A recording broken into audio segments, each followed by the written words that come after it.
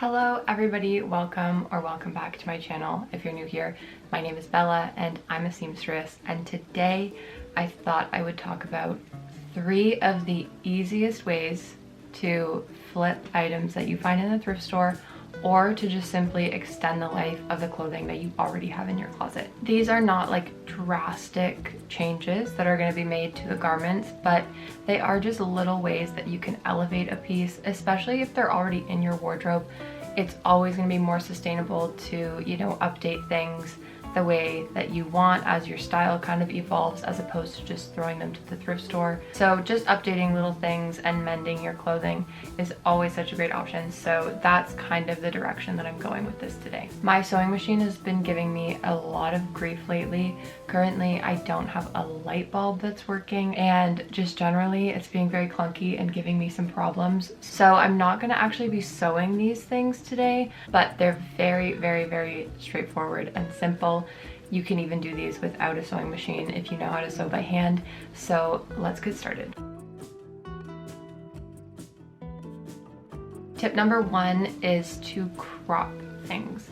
This sounds, again, so simple, I know, but it really does make such a huge difference. I thrifted this dress quite a while ago, and it's been sitting in my pile of things that I have been meaning to sort of update, and it's this early 2000s Le Chateau dress. It comes to about just above my knee, and that's just for this sort of silhouette not exactly what I'm looking for. I don't love that look, but I love the dress itself. So all I'm gonna do to update this piece is first try it on, and then I'm gonna fold up the bottom and stand in front of a mirror and kind of make sure you're turning around in the mirror so you can see the back too, because sometimes the back needs to be a little bit longer than the front. Fold the fabric up and then get to a point that you like, and then mark that point with a pin or pencil or something like that. And then once you unfold the fabric, give yourself whatever sort of allowance you usually use for a hem, add that on, and then you just make the cut straight across. If I'm working with a skirt or a dress, I like to measure up from the bottom to make sure that the cut that I'm making is consistent all the way around. But if I'm working with a pair of pants or shorts, I like to work from the inseam as opposed to the bottom of it, because sometimes things aren't cut exactly the same on both legs. So keep that in mind. You want to make it as consistent as you possibly can going all the way around so that it doesn't look too DIY. And then there's all sorts of ways that you can finish a hem. If you have a serger, you can use that, or if you want to kind of mimic the look of serged garment, which is what most commercial garments are using, then what I like to do, this doesn't actually give the same function as a serger would, but it gives the illusion. If your fabric isn't stretchy, what I like to do on a hem is a double top stitch, which basically just means you hem something as you normally would, and then you add another line of stitching just as kind of decoration. That's one finish that I really love.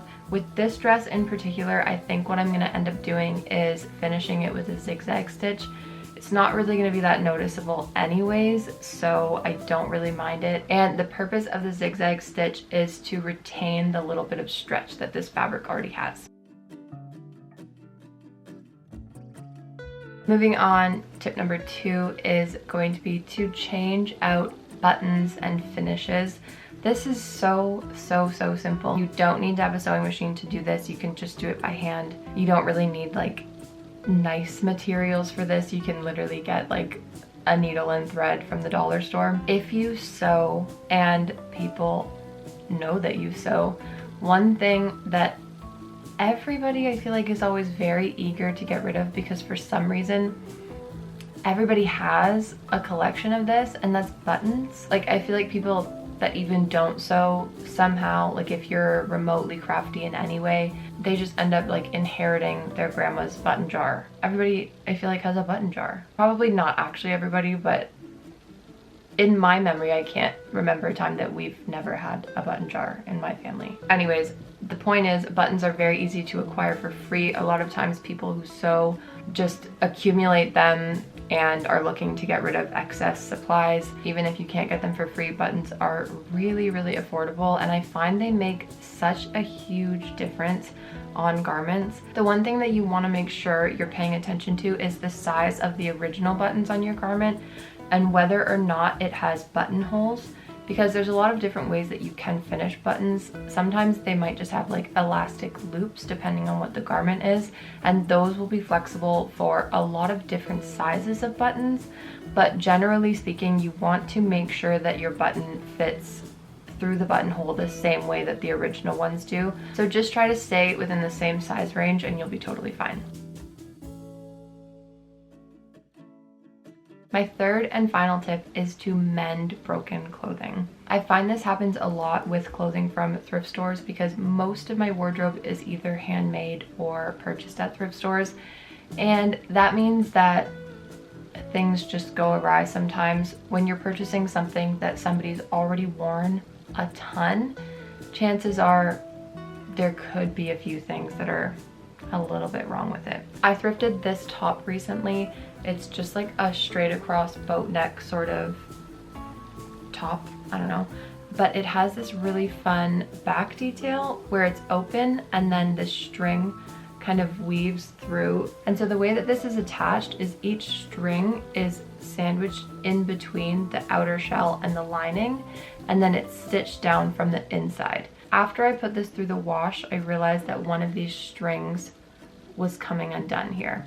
So I don't really want to attempt to take this apart completely to access the inside of this seam, but what I can do is stitch this by hand to repair it and do a bit of a blind stitch. Another really fun way to update your clothing is visible mending. I absolutely love this method. I think that it's just so beautiful and kind of like honoring of the piece of clothing that you have to turn a hole or a tear or something like that into something beautiful that kind of like makes the piece. There are so many ways that you can use visible mending. I think it is just such a fun method.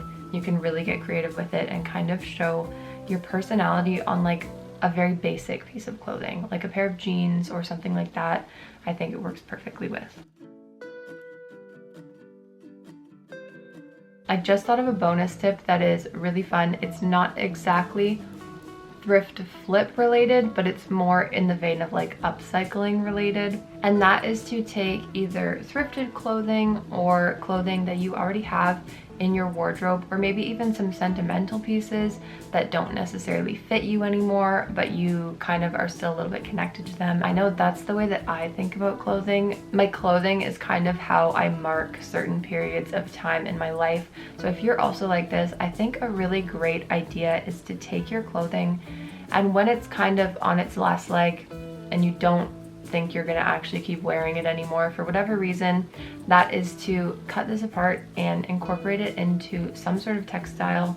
I'm thinking a quilt. Making quilts is so much fun. It's really meditative and relaxing. There are so many options. It's honestly like so limitless. If you are an absolute beginner with sewing, you can make a quilt. It's so easy, but as you sort of get more into sewing and specifically quilting, I mean, I'm still doing like the very most basic quilts. I've never even watched a tutorial or anything aside from asking my grandma a few questions. It's so straightforward. Seriously, anybody could do it. But then there's so many directions that you can take your quilting into and really make it as complex as you want to. There's some like beautiful works of art out there. And then it also serves a function, which is really nice. The one thing that I would say for this is keep in mind whatever garment you're working with and want to upcycle into your quilt. If you kind of just want to focus on that one specific color or print, and then maybe you just want to go buy fabric for the rest of it, totally fine. I would just make sure that whatever fabric that you put with it is kind of the same sort of feel. Like if you had a denim, for example, from your favorite pair of jeans, and you paired that with like a really light cotton throughout the rest of the quilt, it might feel a little bit disjointed. Again, I'm not an expert at all. That's kind of just the rule that I like to go by, is keeping all of my pieces in like a sort of consistent feel. Other than that, it is so easy and so fun. Especially going into fall and winter, I just feel like it's the perfect like cozy project to work on. Okay, that is it for my tips on thrift flips, upcycles, just extending the life of your closet. If you enjoyed this video, please give it a like down below and subscribe if you want to see more videos like this. That would help me out a lot. I am over halfway to 1,000 subscribers, and I know that doesn't sound like a lot in like the grand scheme of YouTube, but every single subscriber makes me so happy. So that's my next goal. So if you want to help me out with that, then you can subscribe down below. I'll be posting a lot more sewing and DIY content coming up once I sort out this machine here. Fingers crossed, that will be very soon. Okay, I will see you back here next time.